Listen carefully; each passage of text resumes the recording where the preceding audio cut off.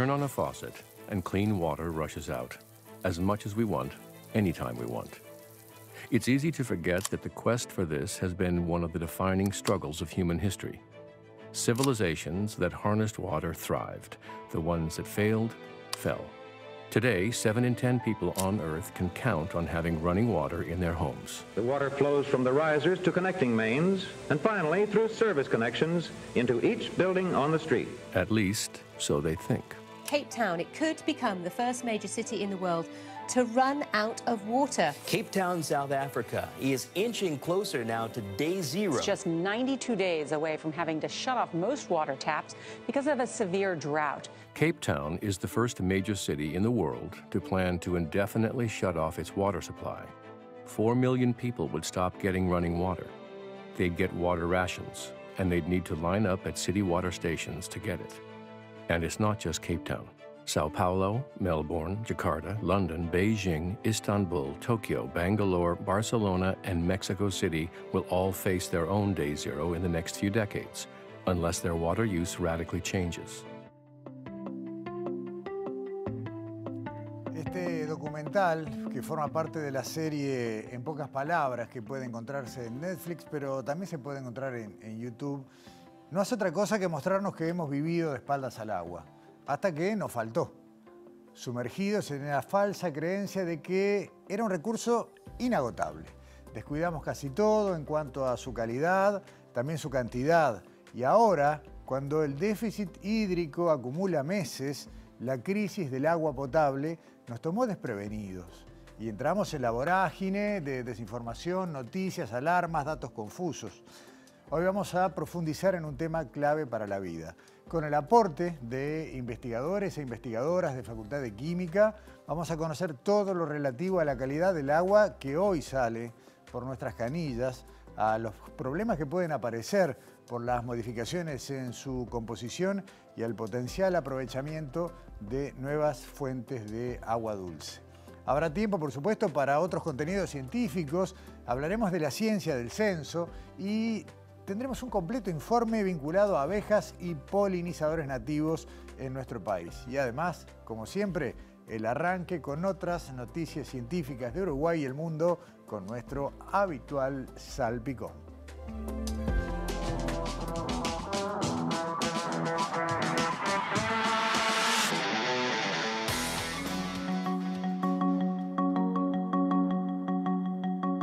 La Intendencia de Montevideo y la Universidad de la República convocan a la segunda edición del programa Ingeniero Oscar Maggiolo, que prevé destinar hasta $1 millón por proyecto para investigaciones agrupadas en 2 temáticas: ambiente y celebración de los 300 años de Montevideo.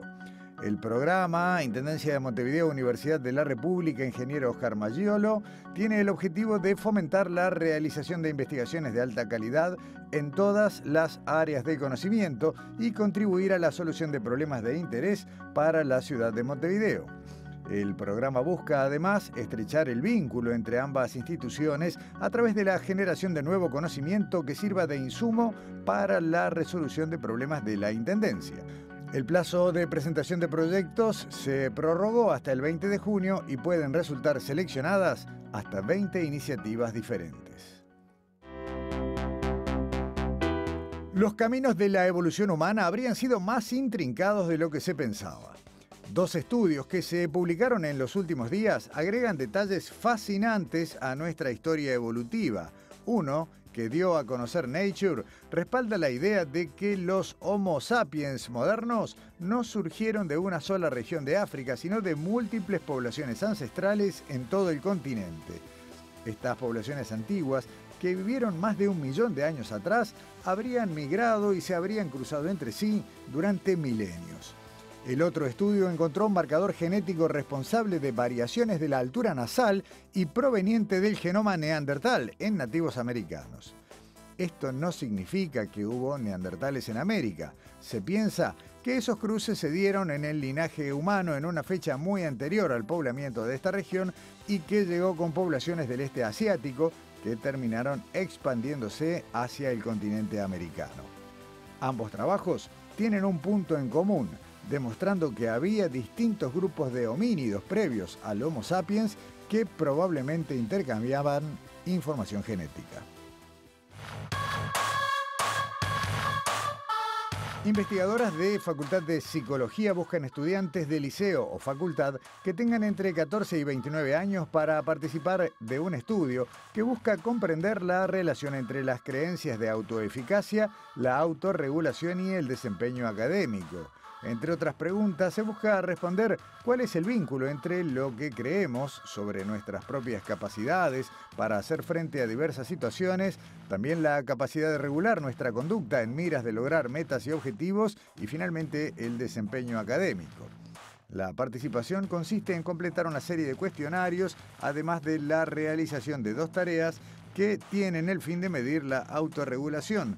El tiempo total estimado para la realización del test es de entre 20 y 30 minutos.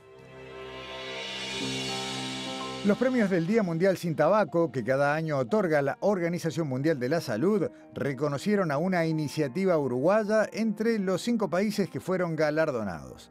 Cada año, la OMS distingue a personas u organizaciones que hayan realizado una contribución destacada en el avance de las políticas y medidas incluidas en el convenio marco de la OMS para el control del tabaco en cada una de las 6 regiones que la integran. En esta edición, el Centro de Investigación para la Epidemia del Tabaquismo de Uruguay y la Sociedad Uruguaya de Tabacología fueron reconocidos por un premio conjunto por proteger la aplicación del empaquetado neutro de los productos de tabaco en nuestro país, política que había sido adoptada en 2019. Recordemos que en 2022, y luego de un decreto que debilitaba esa medida, ambas organizaciones se coordinaron con socios regionales para advertir sobre el riesgo potencial de debilitar la normativa sobre empaquetado neutro de cajillas de cigarrillo.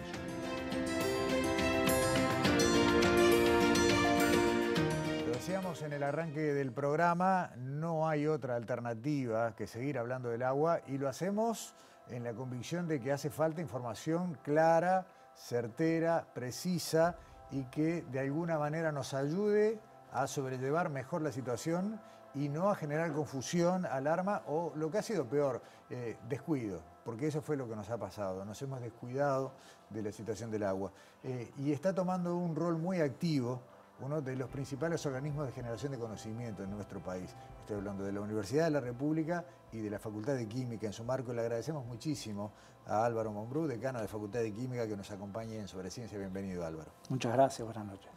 Facultad de Química tiene, entre muchos otros roles y más allá de lo académico, un vínculo contractual con la unidad reguladora de los servicios de energía y agua y ustedes son quienes diariamente supervisan la situación del agua potable en Uruguay, del agua que entrega OCE. Exactamente, en el marco de un convenio, desde el año 2004, la Facultad de Química, un convenio firmado por la Universidad de la República, es quien provee de información en varios parámetros de los requeridos para llevar un contralor de lo que es la calidad del agua potable para la población, datos que se le suministra precisamente a URSEA, que es con quien firmamos el convenio. Muchas veces la gente, en una charla cotidiana, como dice, no sabemos qué es lo que sale por la canilla, lo cual no es correcto.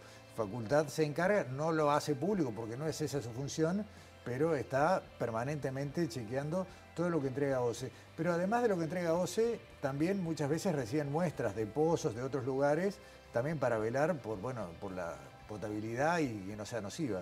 Sí, en el marco de la especialidad que tiene Facultad de Química, que precisamente tiene que ver con calidad de productos, por ejemplo el agua, se realizan análisis, se realiza investigación en torno a lo que es el agua y realmente es un campo muy vasto que nosotros sabemos que es de mucha importancia para la población, es un tema muy sensible, fundamental para la vida y en ese marco de responsabilidad la Facultad de Química trabaja tanto en relacionamiento con el medio en cuanto a investigación propiamente dicha.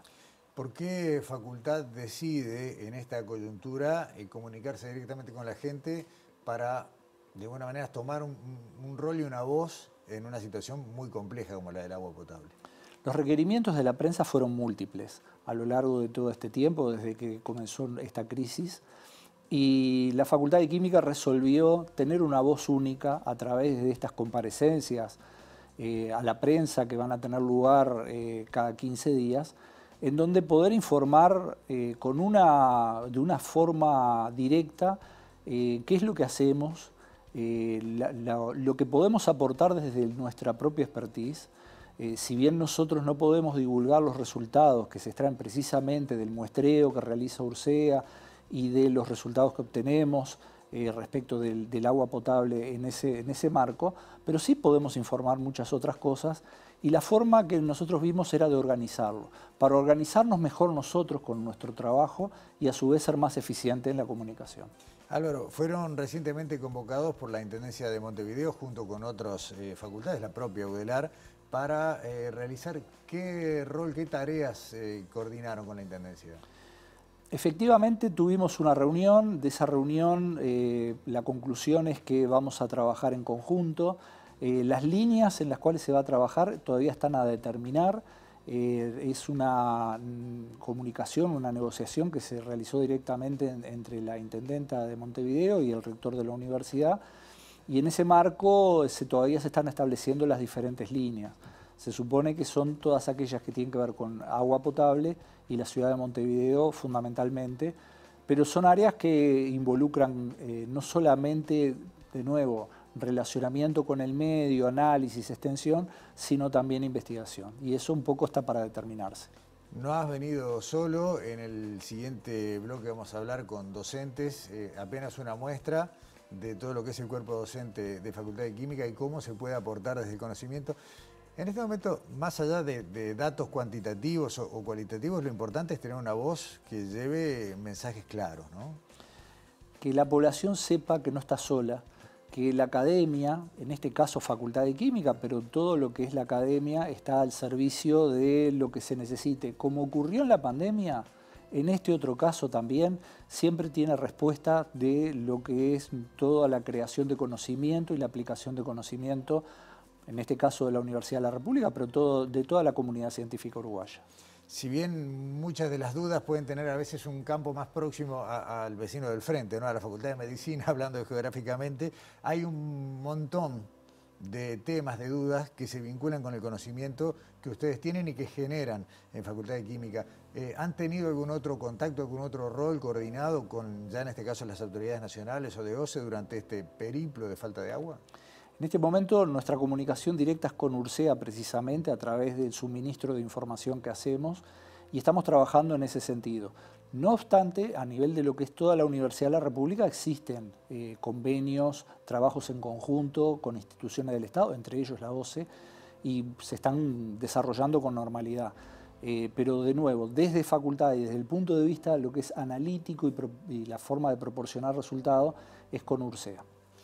Álvaro, dejamos por aquí la conversación contigo. Dentro de un ratito vamos a estar recibiendo a Ricardo Facio, Valerie Bull y Alexandra Sisto, y seguiremos hablando de agua. Gracias por ahora. No, muchísimas gracias a ustedes. Hasta pronto. Pausa en Sobre Ciencia, seguimos hablando de agua enseguida.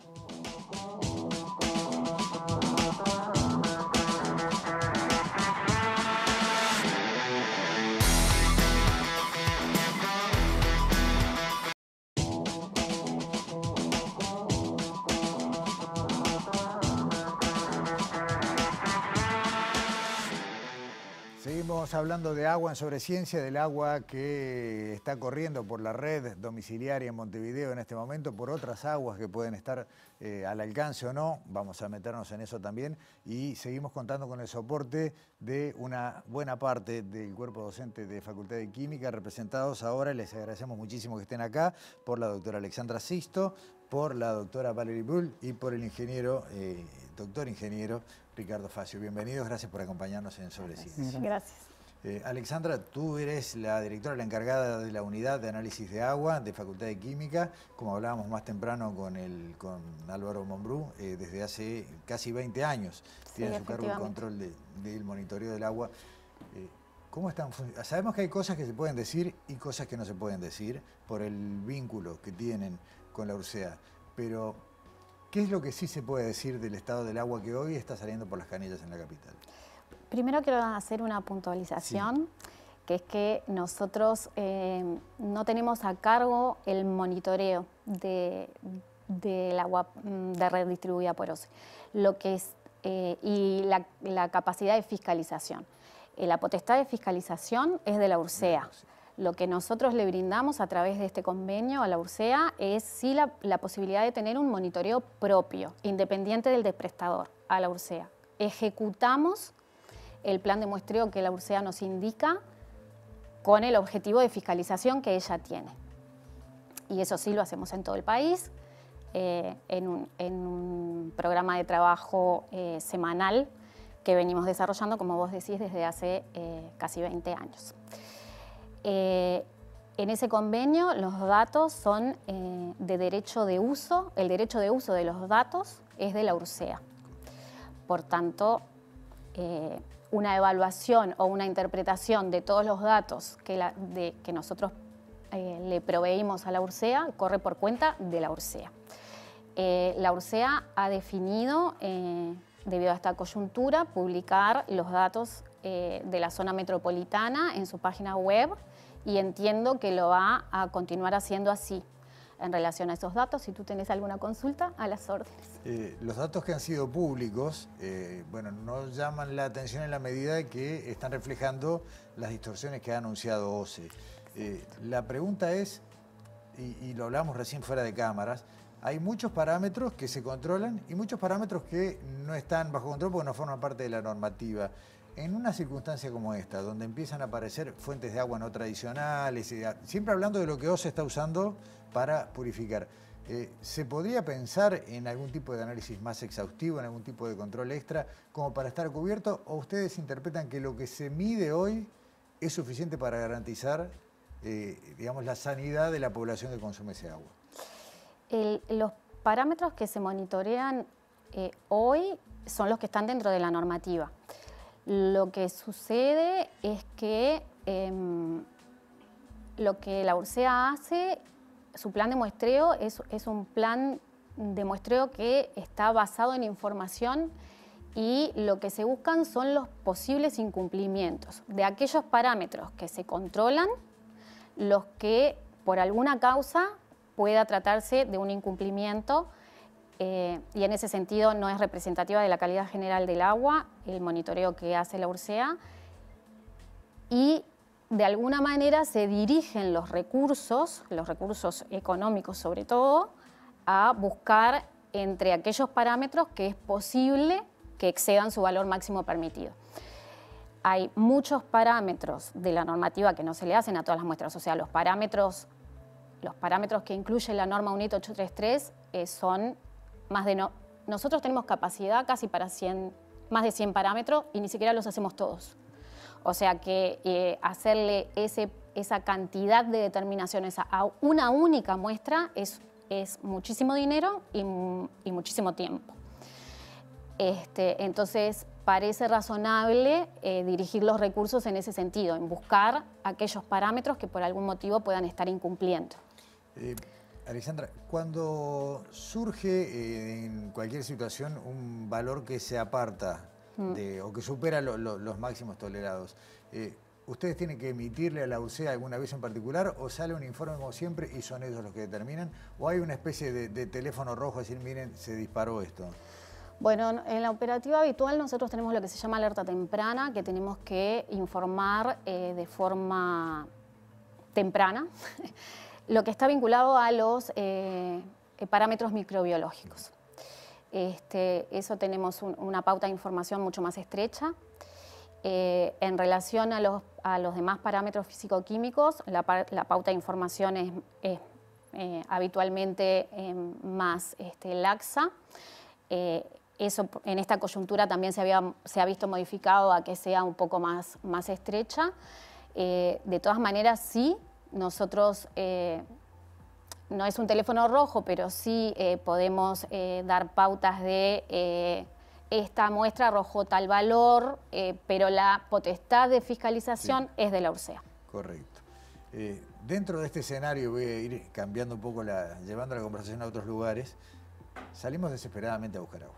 de una manera, en otro contexto podemos hablar si fue una sobrereacción o no, pero así como en la pandemia veíamos los carritos llenos de papel higiénico, ahora vimos los carritos llenos de bidones de agua en todos sus formatos. Hemos empezado a escuchar gente que quiere llenar a Montevideo de pozos para sacar agua subterránea, y de esto quiero hablar por un momento con Ricardo y con Valery. Toda esta epidemia de envases, y me voy a permitir decirlo así porque si ya de por sí tenemos un problema no muy bien resuelto en Montevideo y en Uruguay con los envases descartables, ahora vamos a tener todavía un problema más serio. La Intendencia está generando acciones para tratar de captar los envases vacíos que van a surgir, pero ¿debería preocuparnos esto también, Ricardo? Y hablamos de este concepto de microplásticos que se nos está haciendo familiar más recientemente. Sí, totalmente. Ya de por sí tenemos una clara preocupación por todo lo que es la utilización de envases de un solo uso que eventualmente pueden llegar a ser reciclables, lo cual es cierto, pero estamos viendo justamente un incremento, como fue en su momento en la pandemia, el uso de mascarillas y demás, que muchos aspectos que, digamos, los gobiernos y la sociedad fueron avanzando en tratar de transitar y dejar los plásticos de un solo uso. Tuvimos justamente un proceso de retroceso en ese sentido y que ahora lo estamos volviendo a ver con los envases plásticos por doquier, ¿no? Si bien obviamente tenemos una reglamentación que no está del todo operativa, que de alguna manera procura o pretende avanzar hacia la potestad de poder recolectar, procesar y adecuar ese residuo para un nuevo uso, que en algunos casos puede ser hasta incluso de carácter de uso alimentario, estamos fallando en esa primera etapa de recolección. Hay capacidades, pero no se están procesando al nivel que eso tiene. Y aparte, el no poder procesarlo puede llegar a llevarnos a otro tipo de problemáticas, como es el trabajo con los microplásticos, digamos. Todo lo que es el proceso, el desecho de plásticos de mayor tamaño, que se empieza a fragmentar. Hay polímeros que ya de por sí son pequeñitos, por debajo de 5 milímetros, se cataloga como microplástico, de 5 hasta 1000 nanómetros aproximadamente.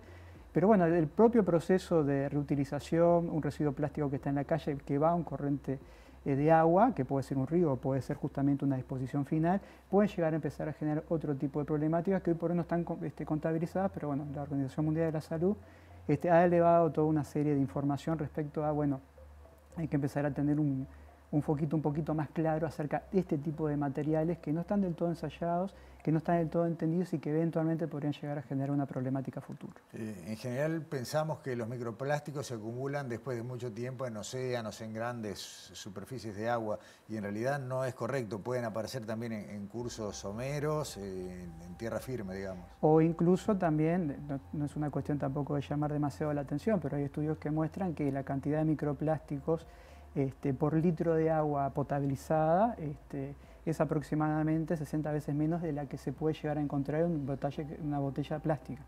¿Por qué? Porque el envase plástico de por sí, los sellos, el plástico de alguna manera sufre todo un proceso de tensión y de estrés, puede liberar plásticos a su interior. Entonces, si bien obviamente no podemos comparar lo que es la cantidad de plásticos, un corriente o una exposición final, si vamos a comparar en agua lo que es potabilizada y agua que es envasada, hay diferencias significativas. El uso del propio recipiente plástico que de alguna manera arroja y puede incrementar la cantidad de plásticos y nanoplásticos en su interior. Perdóname que te haga repetir, pero quiero pasar en limpio. ¿Un recipiente plástico puede desprender microplásticos hacia el interior de lo que contiene? Sí. Obviamente que las cantidades de las que estamos hablando son inferiores, pero estamos hablando de un recipiente para un, digamos, elemento de uso primordial que podemos llegar a tener. Sí, pero estamos en este momento de altísimo uso y demanda. Exacto. Alexandra, ¿se controlan los microplásticos? ¿Está dentro de la normativa? No está dentro de la normativa de la UNIT 833. Europa los está incorporando para el 2026. Bien, o sea que podemos estar, como decías vos recién, no sabemos, ¿no? Hay un interés en profundizar, pero en realidad desconocemos por completo cuánto microplástico estamos consumiendo, y de todos modos creo que entendí también que el agua de red es mucho menos posible que tenga microplásticos o menor cantidad que el agua embotellada, o botella de vidrio directamente. Exacto. No, incluso la botella de vidrio, por como el sello y el tapón también es de plástico, puede llegar a incorporar. De vuelta, insisto, en términos comparativos es claramente inferior a la problemática que estamos viendo de ingesta de peces y plástico de mayor tamaño, pero ya se están cuantificando y se están poniendo a punto estrategias de muestreo, control y de análisis, porque el análisis de los microplásticos es complejo. Pero bueno, a nivel de la UDELAR estamos conformando un grupo interdisciplinario, Centro Universitario Regional Este, Facultad de Química y otros investigadores, Facultad de Ciencias, para tratar de establecer metodologías y capacidades tecnológicas que tenemos hoy por hoy que podrían eventualmente ayudar a entender y a cuantificar adecuadamente este tipo de residuos. Alguien que está mirando el programa dirá, bueno, con el agua de red ya sabemos más o menos cuáles son los problemas. Acabo de enterarme que con el agua embotellada tengo otro tipo de problemas que no tenía a la vista. Hago un pozo. Y ahí, Valerie Bull, hace muy poquitos días tomé un taxi, el taxista me decía, Montevideo está lleno de agua subterránea, esto se podría solucionar con una buena búsqueda. ¿Es tan fácil?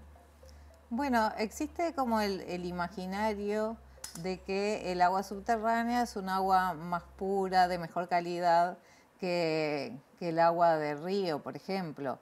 Y en cierta parte es cierto, porque es un agua que está más confinada, ¿sí? Subterránea, protegida por ciertas formaciones geológicas, pero esas mismas formaciones geológicas que están en contacto con el agua van a aportarle algunos minerales a esa agua. ¿Por qué? Porque el agua es un muy buen disolvente y al estar en contacto esa agua con las rocas en ese medio subterráneo, pueden esas rocas ir disolviéndose. Y tenemos, por ejemplo, uno de los minerales, uno de los elementos que puede aparecer en el agua subterránea es el arsénico. Cuando uno dice arsénico, enseguida piensa en algo que no es bueno para la salud, y es cierto porque el arsénico es un cancerígeno probado. Pero el tema, como todo, es en qué concentración, en qué niveles lo podemos encontrar en las aguas subterráneas. Para saber en qué niveles lo encontramos, tenemos que hacer estudios. En Facultad de Química estamos haciendo estudios, tenemos proyectos, hemos tenido proyectos, tenemos proyectos al día de hoy en marcha que buscan justamente conocer cómo podemos predecir, digamos, cuando uno va a hacer un pozo, a qué profundidad lo tiene que hacer para que el nivel de arsénico sea menor, qué factores hacen que esa disolución de los minerales de arsénico en el agua se vea favorecida o no. Bueno, tenemos un proyecto en marcha, también interdisciplinario, en este caso con investigadores de Facultad de Ciencia, con geólogos, con también investigadores de la Regional Norte de Salto, para ir conociendo un poco más. Se está trabajando desde el año 2007 en distintos temas relacionados con el agua subterránea y el arsénico. Pero es algo que es de relevancia. Tenemos varias tesis de posgrado también en curso en la temática y conseguimos financiación a veces para realizar ciertas partes de la investigación, pero sería interesante poder tener más continuidad para seguir investigando aún más este tema. Muchísima gente, tanto, sobre todo en el interior, pero ahora también en Montevideo, hace un pozo, el agua sale a la vista transparente y ya confía en eso. ¿Qué consejo se le puede dar y qué asesoramiento? Por un lado el consejo y por otro lado, ¿a dónde puede ir para saber si ese agua que se está obteniendo es potable? Bueno, en nuestra Facultad de Química existe dentro de la unidad de asesoramientos la forma de dirigirse a llevar muestras que en definitiva pueden ser derivadas parcialmente de pronto a la unidad de análisis de agua o al lugar que corresponda. Pero todo eso lleva un costo asociado. Claro. También hay distintos organismos privados que pueden analizar el agua. Nosotros, en el marco de lo que me compete a mí de proyectos de investigación, si surge alguna inquietud en alguna zona en particular, podemos intentar, en el marco de algún proyecto de investigación, dar respuesta, por ejemplo, en este caso, al contenido de arsénico en esas aguas. Claro, pero es importante aclarar que no hay una ventanilla. No. En facultad o en ningún organismo que diga, bueno, hice un pozo, sale este agua, quiero saber si la puedo tomar. Lo cual, tal vez haya que pensar eso en un futuro. No, además, como decía Alexandra, para saber que el agua sea potable, tenemos que hacer muchos parámetros. El arsénico es uno más. Claro. Y hay muchos pozos que nosotros hemos analizado en el marco de proyectos que nos dan no detectable el contenido de arsénico. Pero podemos hay algunas tener zonas microbiológica, sí. Por ejemplo. Podemos tener también contaminación microbiológica. Claro. Nosotros hemos ido a lugares en el marco de proyectos que vemos el ganado alrededor mismo del pozo. Ese ganado, evidentemente, sus desechos van a estar en el suelo, después va a llover, el agua subterránea tiene contacto con la lluvia y la lluvia va a arrastrar esos residuos y seguramente, o puede ser probable, que esa agua sufra contaminación microbiológica. También en el caso de fosas sépticas muy cercanas a la perforación. O sea, vengo a hablar un poquito del tema del arsénico, pero sería un tema más Claro. a tener en cuenta junto con otros parámetros también de relevancia cuando uno hace un pozo y va a tomar el agua. El tiempo se nos voló y creo que quienes están mirando y demás deben tener un montón de preguntas. Y creo que esta entrevista se va a repetir con algunos en otros formatos porque hay que seguir con este tema. Pero yo me quedo en lo personal con un mensaje. Hablamos del agua de red, hablamos del agua embotellada, hablamos del agua subterránea y podríamos buscar otras formas. Lo que está arriba de la mesa es que hay que cuidar el agua. O sea, como decíamos en el arranque del programa, vivimos de espaldas al agua, abrimos la canilla y sale y ya con eso nos damos por satisfechos. De hecho, estamos en un grave riesgo porque en realidad no se nos va a acabar el agua. El Río de la Plata es inagotable. Se nos acaba el agua en estado como la podemos potabilizar, en un montón de... Pero podemos caer en esto, decir, bueno, hago un pozo y saco agua, compro el bidón, la DOCE no está tan mal. El consejo final es ese, ¿no? Sí. Sobre todo y primero que nada, cuidemos el agua. Les agradecemos muchísimo a los cuatro, sumo al decano también a este agradecimiento, Alexandra Sisto, Ricardo Facio y Valerie Bull, muchas gracias por venir a Sobre Ciencia y bueno, seguiremos consultándonos, ojalá que sea con mejores noticias. Sí, gracias a ustedes. Gracias. Pausa y ya continuamos en Sobre Ciencia.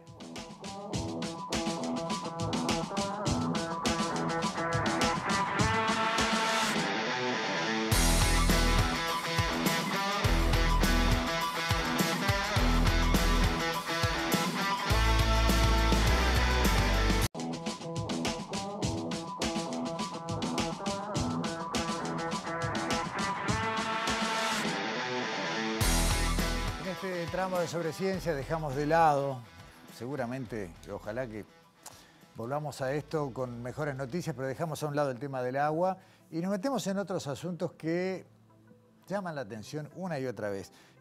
Hace muy poco, en muchas partes del mundo, se habló de abejas porque bueno, tuvo que ver con una fecha mundial que recuerda o intenta concientizar sobre la necesidad de proteger abejas y polinizadores. Y la coincidencia o la cercanía entre esa fecha, pero también la Semana de la Ciencia y la Tecnología en nuestro país, hizo que se presentara un libro, un trabajo de investigadoras que tienen mucho conocimiento sobre esto, pero que aprovecharon la posibilidad de divulgar y de contarnos un poco más. Con eso estuvo trabajando Alexandra Perrone. ¿Cómo andas? Bienvenida. Hola, Gustavo. ¿Cómo estás? Bien.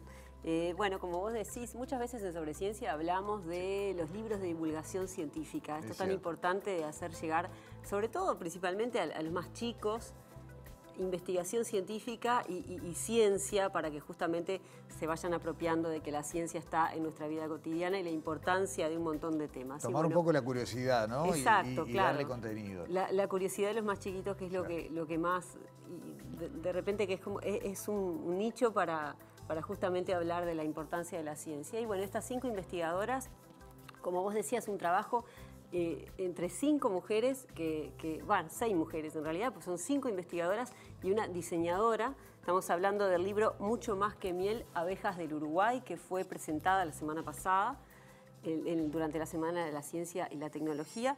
Las nombro: Belén Branchisela, de Línea y del IPSE, Estela Santos, de la Facultad de Ciencias, Gina Salvarrey, de la Facultad de Ciencias, Karina Antunes, del IPSE, Natalia Arbulo, del CURE Rocha, y con la ilustración, diagramación y diseño de Elis Montañe, que conocimos su trabajo cuando hicimos el informe de Ecobio Uruguay. Ah, sí.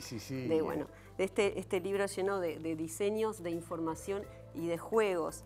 Y hay una cosa que se nota mucho de estas investigadoras y es el amor que le tienen a lo que investigan y a las abejas. Así que vamos a ver en esta primera parte del informe cómo surgió esta idea de este proyecto, de este libro, en el que, como dijimos, participaron varias instituciones. Cómo surgió esta idea, y esto nos lo cuenta Karina Antunes y Gina Salvarrey.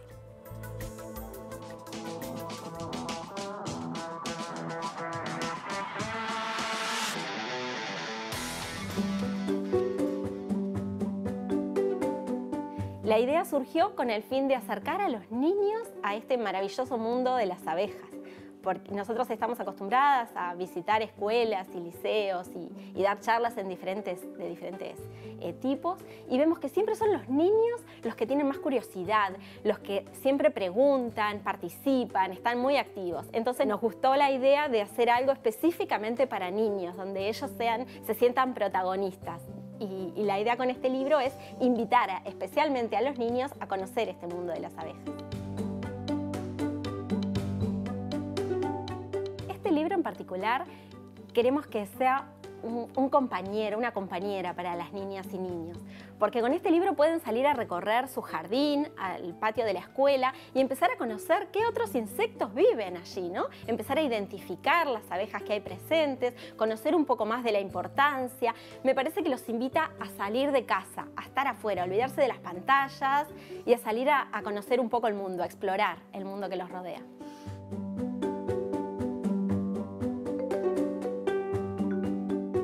Quisimos destacar curiosidades del mundo en general de las abejas, que hay muchas.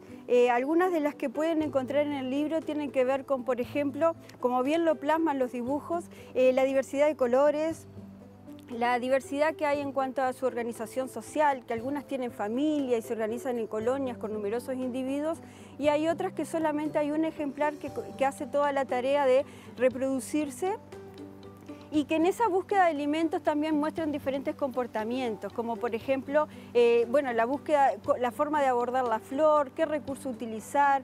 En realidad el mundo de las abejas se presta para conocer mucha cosa y mucho detalle que nosotros durante nuestros años de estudio hemos quedado maravillados, hemos profundizado en algunos comportamientos y nos parece que es interesante que los niños lo conozcan y que el público en general, el que tenga el libro, lo puedan conocer. Dos cosas, Alexandra. Por un lado, no puedo evitar un paralelismo. Si bien, como vos dijiste, hay gente de muchas instituciones, hay más de una investigadora que pertenece al Clemente Estable.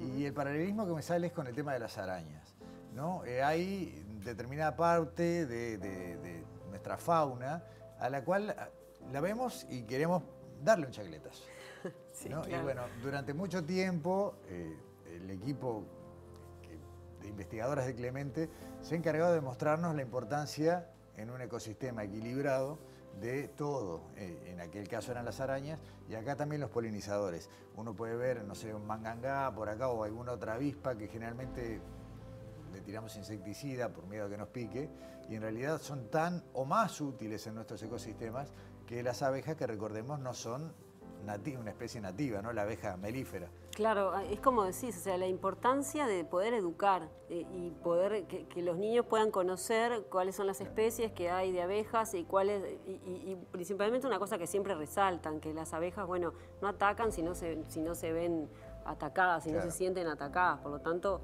o sea, son muy importantes dejarlas alimentarse y no... No involucrarse, no acercarse, pero conocer que justamente están haciendo un bien que esa muy especie importante. que tal vez no hace miel o que por hacer un nido en tierra nos parece que bueno, no es tan productiva como la abeja, pero que en realidad cumple el mismo rol polinizador. Eso lo vamos a ver más adelante. Pero ahora en la segunda parte del informe nosotros le preguntamos a Karina por qué pensaron en el formato libro. Ahí está. ¿No? Y un poco con lo que vos decías, coincidiendo con la Semana de la Ciencia y la Tecnología digamos, y también con el Día Nacional del Libro, justamente la importancia de por qué un formato libro, y también nos cuenta Gina, bueno, algunas otras conocimientos fundamentales que quisieron dejar en este libro y sobre todo el rol del juego, porque en el libro uno va leyendo y tiene el juego mezclado con el conocimiento, como que siempre se puede preguntar después, bueno, ¿qué se aprendió? ¿No? Lo vemos.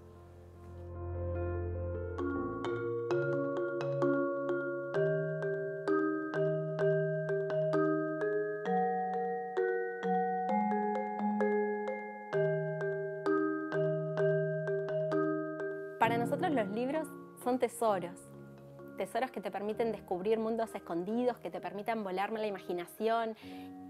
Entonces nos gustaba que cada niño tuviera su propio libro, se apropie y lo use para aprender, para explorar, para conocer y también para dejar volar su imaginación. Y que lo acompañen mientras el niño va creciendo o que lo acompañe a hacer diferentes actividades.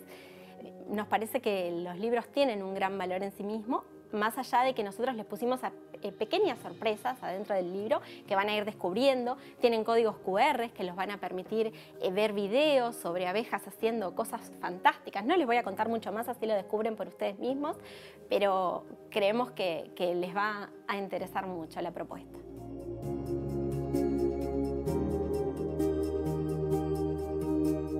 Nosotros identificamos la necesidad de conocer la importancia que tienen las abejas y la importancia se debe a la forma que tienen de alimentarse que en realidad uno tiende a identificar a las abejas con la abeja de la miel, que nos proveen de alimento, pero su gran importancia en ecosistemas es la polinización.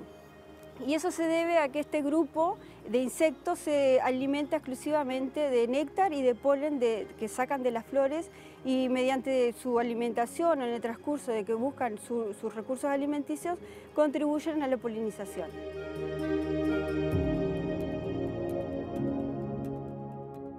Nosotros buscamos generar un libro que dé información, que incluya información importante sobre las características de las abejas o su rol en el ambiente, pero más allá de la información teórica, que tal vez la puedan encontrar buscando en internet o en otros libros, nosotros queríamos hacerlo que el niño lo incorpore de una forma amigable. Por eso incorporamos también los juegos, las actividades, donde le damos un poco de información, pero también estamos evaluando cómo esa información fue retenida por el estudiante, fue adquirida. Entonces, la idea es que sea algo divertido, que no lo vean como algo aburrido, que se tienen que sentar a leer, que para mí es algo maravilloso, sino que esta sea una forma de acercarse también al mundo de la lectura, de los libros, y que se diviertan estudiándolo o trabajando con este libro. Clarísimo, Alexandra. Y vos siempre decís que las cosas hechas para los niños de ciencia también son para los grandes, ¿no? Que se interesan. En este libro hay cosas curiosidades muy particulares, como por ejemplo que las abejas se peinan, que algunas se confunden con moscas y que no solo las hormigas son las que cortan las hojas. Ah, mirá. Así que, sí, eso despierta la curiosidad. Y bueno, y nos decían estas investigadoras que es muy importante justamente contar con conocimientos de estas especies para justamente cuidarlas y respetarlas. Y bueno, y saber lo que decía de recordar que las abejas no son agresivas con el ser humano, solo atacan si se ven amenazadas. Y bueno, y también nos dicen en esta última parte del informe que todos podemos contribuir para la conservación y el cuidado de las abejas. A ver.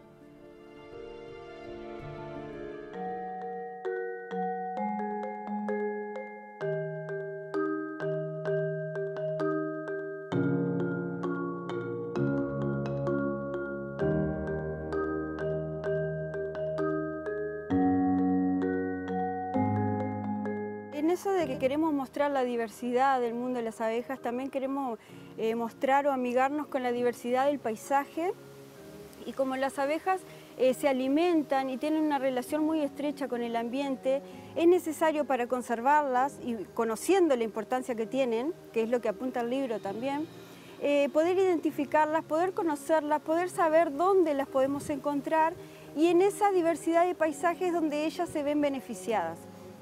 Entonces muchas veces creemos que las abejas, o para proteger las abejas tenemos que ir al medio del campo y hacer algo que no está en nuestras manos, y en realidad las abejas están en todos los ambientes y todos podemos ser agentes de cambio. Entonces también amigarnos con la diversidad que ellas necesitan para construir sus nidos, por ejemplo, o para buscar su alimento, y que necesitan de lugares a los que nosotros llamamos sucios, lugares donde hay diversas especies vegetales que a veces no nos gustan, pero que son necesarias para que ellas puedan buscar su lugar.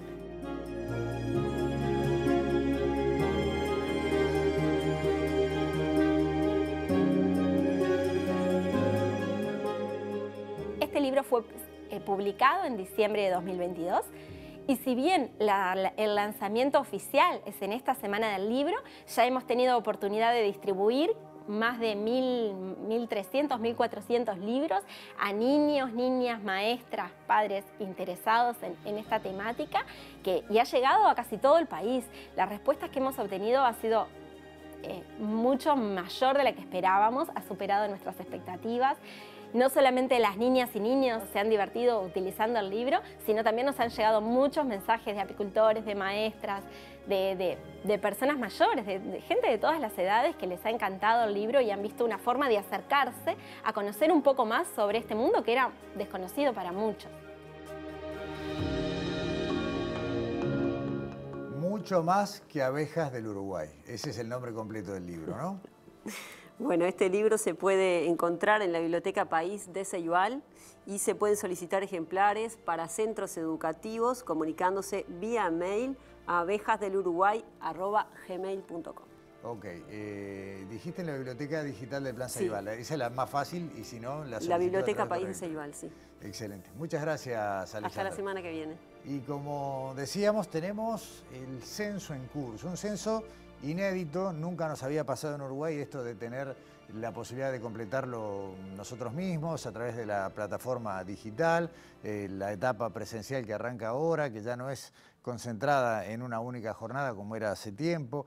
Pero ¿cuánta ciencia hay en el censo? Además de lo básico, ¿cuánto conocimiento se pone en juego a la hora de planificar, desarrollar y después extraer la información que contiene un censo? Bueno, Daniela Hirschfeld estuvo trabajando en esto y nos lo cuenta en este informe.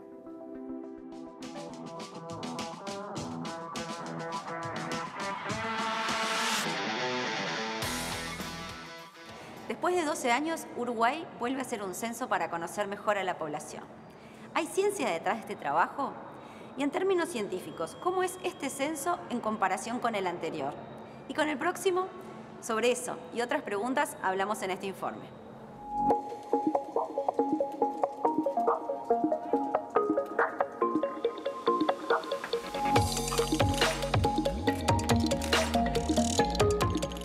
Desde siempre repetimos que el Uruguay es una planicie suavemente ondulada y que somos 3 millones.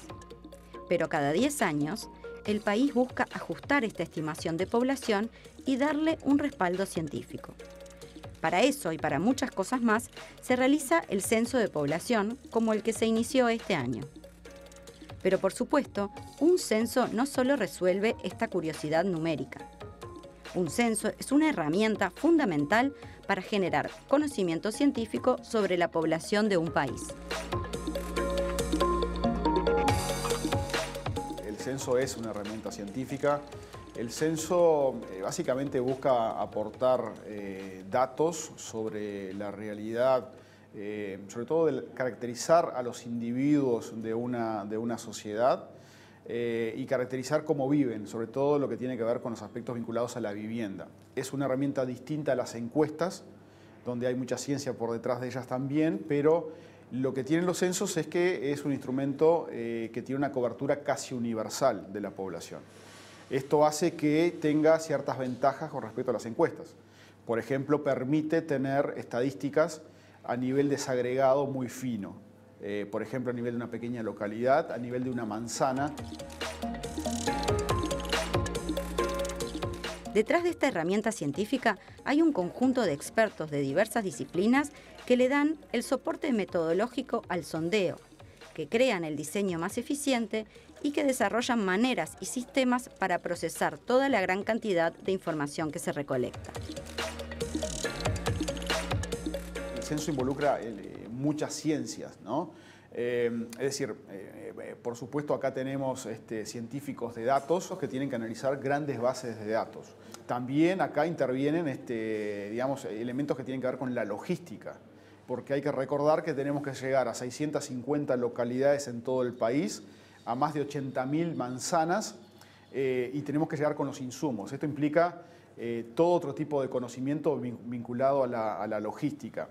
Luego hay por supuesto, ingenieros de sistemas y todo lo que tiene que ver con la parte de sistemas informáticos. Este es un censo que utiliza de forma intensiva, extremadamente intensiva, sistemas informáticos. Tanto en su fase digital como en su fase presencial, donde va a haber un monitoreo en tiempo real el avance de campo. Están los demógrafos por detrás de esto, ¿no? Es decir, el censo es la meca de los demógrafos, porque a partir de esto los demógrafos van a poder tener la estructura de la población uruguaya y hacer proyecciones hacia adelante de cómo va a evolucionar la población uruguaya. Además hay que recordar que luego del censo se hace una encuesta que evalúa la cobertura del censo y allí hay estadísticos extrayendo una muestra para que revisitemos a los hogares y que, por tanto, evaluemos cuál fue el grado de cobertura que tuvo el censo. O sea, que hay estadísticos trabajando allí. Y, por supuesto, otros cientistas sociales que también están involucrados en todo este proceso y que van a estar involucrados en el proceso de explotación de estos datos. Allí vamos a generar informes de diverso tipo, por ejemplo, informes vinculados a migración, y allí van a haber expertos en estos temas.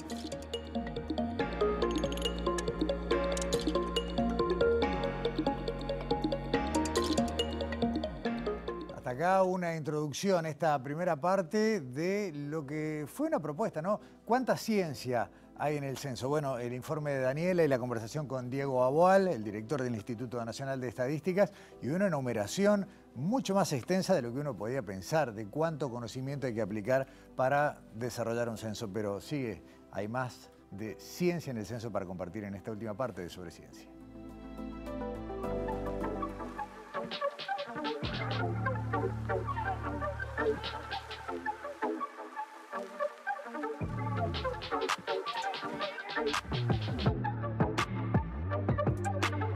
De la misma manera que cada 10 años el censo muestra los cambios ocurridos en una población, la base del censo también cambia, sobre todo de la mano de los avances tecnológicos que tienen impacto en todos los campos de la sociedad. El actual censo, en términos tecnológicos, sin duda es diferente al censo de hace una década. Hemos tenido cambios tecnológicos si miramos la perspectiva de los últimos 30, 40 años de los censos. Por ejemplo, el censo del 85 fue un censo típicamente en papel, y ya hacia el 2011 se usaron dispositivos electrónicos, pero era un uso limitado, digamos. Por ejemplo, la transmisión de datos no se hacía de forma, digamos, frecuente desde los dispositivos hacia los servidores del INE. En este censo es un censo que digamos, en términos informáticos representa un antes y un después con respecto a los previos. Tenemos toda una fase de censo digital que, por supuesto, es súper intensivo en sistemas informáticos. Esto implica muchos desarrollos para que la gente pueda responder a través de cualquier dispositivo. Sabemos que la mayor cantidad de personas lo hace a través de un celular, por ejemplo, y eso implica desarrollar sistemas amigables para ese tipo de dispositivos. Pero bueno, luego hay un montón de temas vinculados a la seguridad informática, a sistemas de almacenamiento de datos. Y luego en la fase presencial tenemos dispositivos que van a estar conectados de forma continua. Además de los nuevos dispositivos, la emergente revolución de sistemas como inteligencia artificial y aprendizaje automático también tienen un rol en el censo actual. Por ejemplo, el cuestionario censal tiene algunas preguntas que son preguntas abiertas. Por ejemplo, la pregunta vinculada a la ocupación de las personas es una pregunta abierta y uno tiene que a estas respuestas categorizarlas de alguna forma, ordenarlas. Allí se pueden utilizar machine learning o inteligencia artificial para facilitar esta tarea de codificación de esas respuestas abiertas. Los sistemas informáticos hoy, que no existían hace 10 años o hace 20 años, permitirán el análisis de esta información de forma mucho más rápida y de forma más eficiente. Frente a todos los cambios que ya han ocurrido y los que se avisoran, una pregunta que podemos hacer es cómo será el próximo censo. En realidad vamos hacia la extinción de los censos, digamos. Los censos, tal cual los conocemos, como un relevamiento cada 10 años, que implica además, digamos, yo creo que hay que entender la dimensión de esto, ¿no? Es decir, tenemos institutos de estadística como el INE, que tiene menos de 300 personas, y de repente en un periodo de 4 semanas se transforma en algo que tiene más de 7.000 personas. Con una logística compleja, con el despliegue de sistemas informáticos que no usamos de forma habitual, con el análisis de un flujo de información brutal. Digamos, estos procesos van a ir a la extinción. Los censos van a ser censos que se van a basar en registros administrativos. Tenemos el caso como de Finlandia, que hace 40 años que ya no realiza censos cada 10 años, lo que realiza son relevamientos de información a partir de registros administrativos que están disponibles en organismos públicos o en otros organismos, y a partir de eso generan las estadísticas.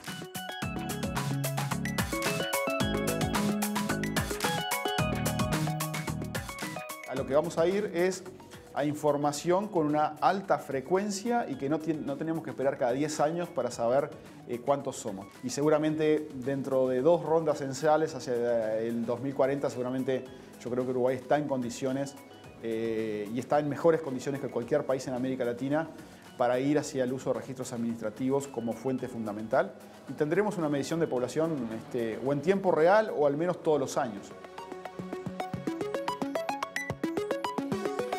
Bueno, y con este anuncio de que tal vez estemos viviendo uno de los últimos censos de la historia de Uruguay por el cambio de sistema y cerrando de esta manera el informe que nos traía Daniela, también cerramos nuestro programa de hoy. Les agradecemos muchísimo una vez más que nos acompañen y nos vemos aquí en TV Ciudad la semana que viene.